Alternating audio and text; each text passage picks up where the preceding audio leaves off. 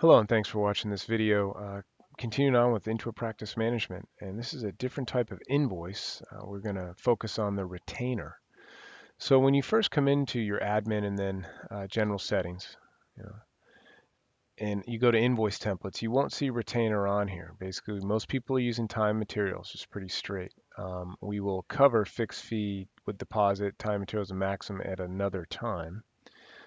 However, right now the retainer you would just create. You would click add, and then you would call it retainer and post to accounts receivable. And I'm going to actually go back so you can see. And you have some options there. So when I click retainer, that's what it looks like. So this is the AR account in QuickBooks, and I'm actually going to add time and expense to each invoice and track WIP, right? So those are the options, or you could turn it off if you don't want to, or what have you. Also, once you're in the retainer, you want to go ahead and add a line item for retainer.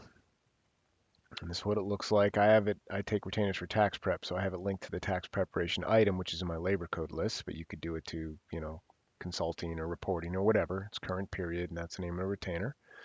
Also, you want to create a contract term for the retainer, which is really just as simple as just typing retainer in this field. This creates a field. I'll show you in the time billing section when you click on the client. You need to have this field there because you're going to be putting in the actual amount for the retainer, and that's what's going to create the invoice against, right? And the goal is this so you can see, how much time you have for the client, and you can see how close that is to the retainer that you already invoiced them for, right? So that's what you do. So that is exactly how you'd create the retainer template. You'd add the line item called retainer, and then the contract detail description called retainer, just by adding a new contract item, and there it will be. And that's what the retainer will look like. Now, how do you set it up? Now, all your clients aren't going to be on retainers, but how do you set it up?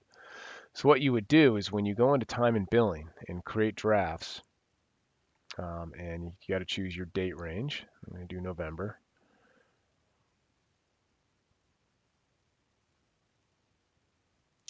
And the end date.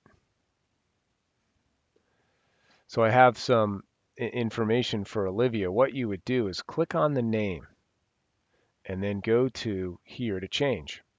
And you're going to change her to retainer. And notice it'll create the field for retainer. And the retainer is, she gave me $1,500 retainer to do the 1040 and a few other things. And you can put in some notes here, right? They would show up there. So I have the retainer there, and I'm going to go ahead and click, and the amount, I'm going to go ahead and click save. And then go ahead and X out. And now when I check her name off, because I've actually have $1,000 worth of time against, you know, uh, but the retainer is going to be for $1,500. So I'm going to click create draft invoices, and I'm just creating a retainer to give her the invoice because that's probably what you give her the invoice right up front, right, even before you do any time. So maybe it's a poor scenario as my example, but you're just creating the invoice. I go to time and billing. You don't have to wait on those intermittent windows. I go to finalize, and I'm going to look for Olivia here, and I have a $1,500 invoice that I'm going to go ahead and send to QuickBooks, right? And if I click on Olivia Firth, it's retainer and it's for tax prep $1,500. Right now, the actual time I have worked so far, let's pretend I retained her a month ago or 2 weeks ago. I want to see the actual time. I can drill on the actual time from the invoice and see, what was invoiced. And then look, big time, I'm sorry, Practice Management adjusted it $500. Obviously, this is kind of written up. And there's some other reports I could also run for that, WIP reports, etc., in order to see, the retainer I invoiced $1,500, but how much is it, is the time against that.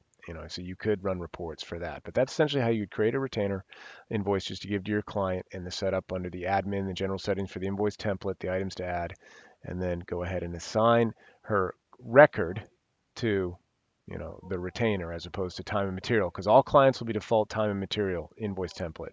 So you'll need to change it to retainer. Hope that was helpful. Have a great day.